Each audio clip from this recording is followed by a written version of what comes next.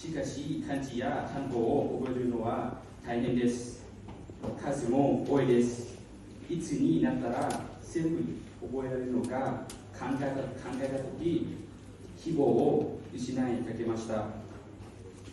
そして日本語を学ぶ理由を考えるようになりました。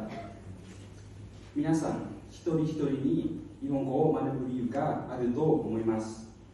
私は日本語を学ぶ理由について最近考え直してみました。そしていくつかの理由を再発見しました。だからこれからも日本語を頑張って続けていきます。皆さんの中にもし以前の私のように日本語を学ぶ理由を探している人は私の動機を聞いてください。一つ目の理由は高専で勉強するために日本語が必要だからです。大学で勉強するのにも日本語が必要です。日本に住んで日本人とコミュニケーションするためにも日本語が必要です。二つ目の理由は日本語が上手になれば私の好きな日本の音楽や奏列をそのまま楽しむことができてより理解しやすくなります。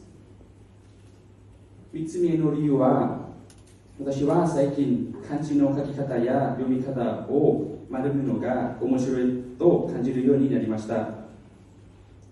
新しい言葉を勉強すると新しい知識が増えて頭が元気になってもっといろいろなことが理解しやすくなります。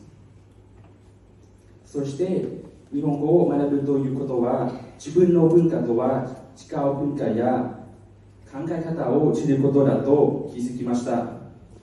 それはとても大切なことです。いろいろな国の人の考え方を増えると自分の視野が広がります。これからの生活や人生にとても役立つと思っています。